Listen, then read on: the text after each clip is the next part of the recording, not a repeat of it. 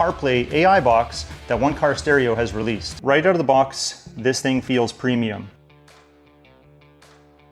Setup is extremely easy. Just plug it into your factory USB port, the same one that you'd normally use for wired CarPlay, and just give it a few seconds to boot up. One thing you probably noticed when I powered it up is it was going crazy with all the rainbow of colors. Well, that's adjustable. So now we can customize what it looks like when it comes to ambient lighting. So instead of this rainbow, maybe I just want to go one solid color, and maybe we'll just do that. Now it might be flickering for you just because of the frame rate of the camera that I'm using, but to my eyes, it's just one solid color right now. But we can do other things like breathing. You can see it's a bit of a pulsing effect. And again, we can change the colors and make it match the mood of whatever our ambient lighting in our vehicle may be. I kind of got the aqua color right there in this Escalade. We can also bring up all the apps similar to CarPlay, just like this. And you can see there's way more options here than you would have with your factory infotainment system. Now you also have the ability to do split screen. So let's try that feature right now. So this will allow you to select the different apps that you want and the aspect ratio of each of the apps. So we're going to leave it split right down the middle right now. For the left side, we are going to pick YouTube. And for the right size, we are going to pick Google Maps. I'm going to hit save. Touch and hold the widget to move it around the home screen. So now we add it to the home screen. Now I can add a shortcut here by finding it in my list right here. And now when I press this, you might recognize that guy there, but now we can watch YouTube on one side or Google Maps here.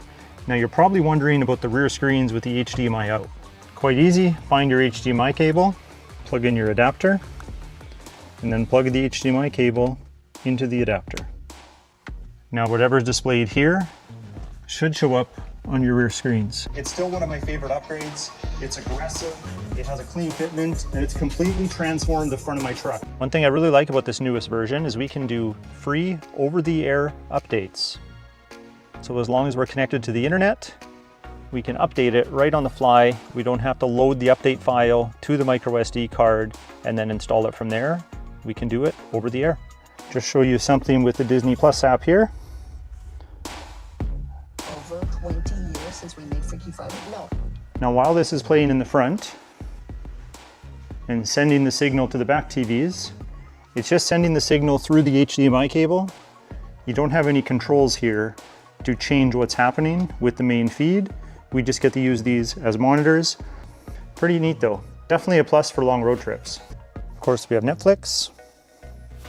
The number is 9456005448960. Other than just entertainment, there's so much that we can do here. I'll show you a couple more things.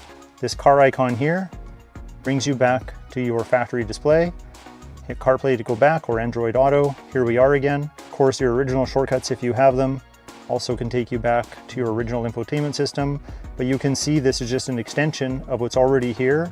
Of course, being Android, you have lots of flexibility when it comes to adding apps. You don't have to use the Google Play Store. You can use an APK installer, so you can install your own apps that maybe aren't available in the Google Play Store. You can use this as a hands-free phone device. You have a full web browser right here. So you can use Google Chrome just as you would any other internet-enabled device. Of course, this platform allows you to do some customizing. We could go here and we could set which app boots up automatically whenever we plug this in. Maybe we are huge YouTube fans and we want YouTube to automatically start every time this box is plugged in. So right now I've just enabled YouTube to be the startup app. And just get out here, back to the home screen. I'll just unplug it quick. So now it's off, plug it back in.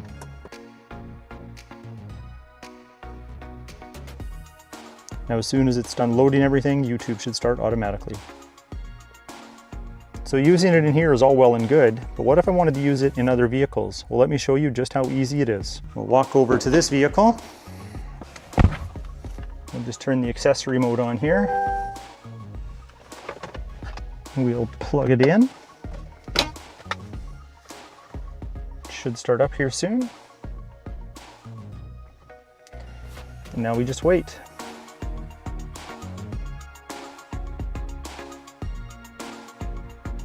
Now it's going to restart to calibrate the screen because this screen's a different resolution than the other vehicle. So now it's restarting. And when it's ready, this should illuminate, but it'll probably start automatically. There we go, it's rebooting with the new resolution. Remembers everything, and it's set up to use in another vehicle.